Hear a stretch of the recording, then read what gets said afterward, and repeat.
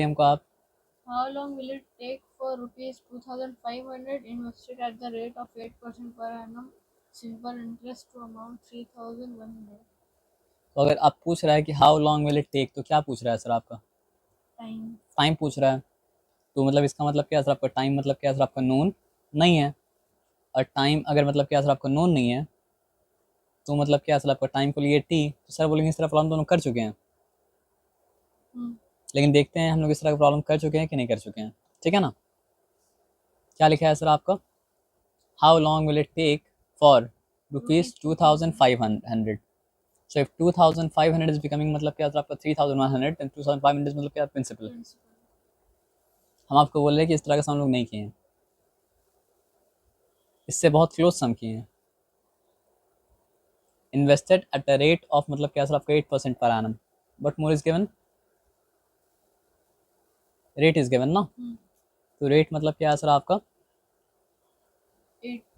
8%। और 8% मतलब क्या है? पर एनम, है ना? और पर एनम में ही होना चाहिए था।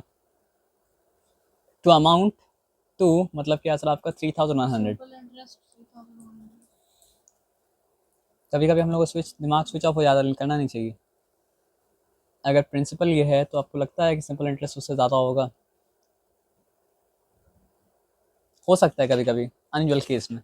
लेकिन यहाँ पे क्या बोला? अमाउंट जब बोल रहा है ना, तो अमाउंट क्या होता है सर आपका? प्रिंसिपल का इंटरेस्ट का मतलब क्या? तो सम होता है। तो यहाँ पे गिवन क्या है?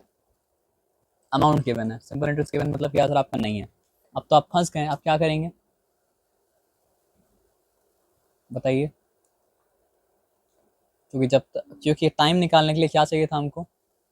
प्रिंसिपल चाहिए था, वो है। टाइम निकालने के लिए हमको मतलब क्या चाहिए था? रेट चाहिए था, वो है। टाइम निकालने के लिए हमको सिंपल इंटरेस्ट चाहिए था, नहीं है। तो हो सकता है कोई रास्ता हो, सोचिए क्या रास्ता है। रास्ता ये है कि अमाउंट कैसे बनता है? अमाउंट बनता है प्रिंसिपल और इंटरेस्ट मिलके।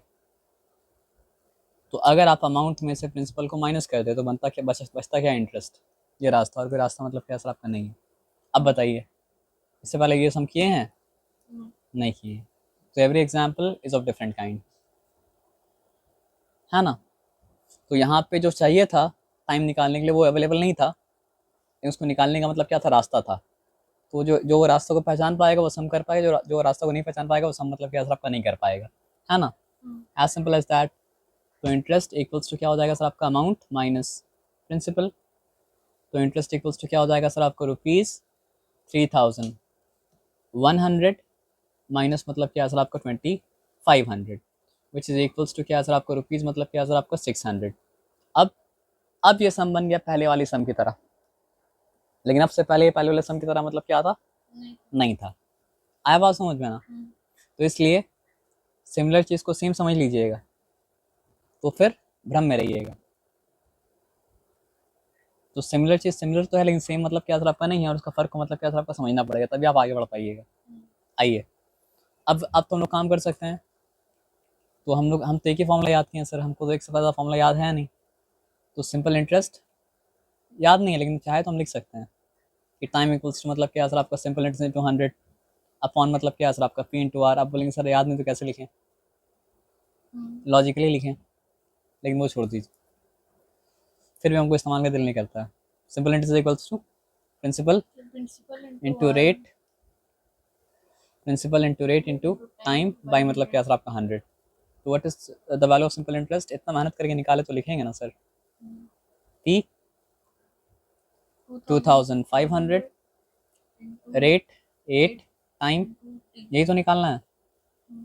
टाइम अगर होता मेरे पास तो इतना झमेला करना पड़ता फिर क्या? नहीं, है ना? तो इम्प्लाइज दैट 600 इंटू 100, ये 2,500 नीचे आएगा, फिर 8 मतलब क्या सर आपका? नीचे आएगा, इक्वल्स टू मतलब क्या सर आपका? T। उसके बाद क्या हो जाएगा सर आपको बताइए? 800 ये कैंसिल, ये कैंसिल। 25 वन का मतलब क्या हो चुका सर आपको? 25 हो चुका, ठीक है। 25 टू का मतलब क्या हो चुका सर आपका? 50 हो चुका। यहाँ पे क्या रिमेन किया आपका? 1010 रिमेन किया, फिर 100 मतलब क्या सर आपका? 100। 25 फोर का मतलब क्या सर आपका? 100। यहाँ तक ठीक है, चिंता वाला बात नहीं है। अब 8 1 8, 8 3 मतलब क्या आपका 24। अब हमको टाइम मतलब क्या सर आपका हो गया 3 ईयर, है ना। तो टाइम इक्वल्स टू मतलब क्या सर आपका 3 ईयर्स। तरीके से हम तो नहीं कर रहे, तरीके से करना पड़ेगा तो सब कुछ लिखना पड़ेगा। जब लिखना पड़ेगा तो लास्ट में क्या लिखना पड़ेगा, it will take 3 year for ₹2500 invested at the rate of मतलब क्या सर आपका 8% एनम टू अमाउंट टू 3100। आया बात समझ में ना। अब आप बताइए इसका टॉपिक क्या होगा, ये सम का, how to find out time when principal rate and amount is given, है ना।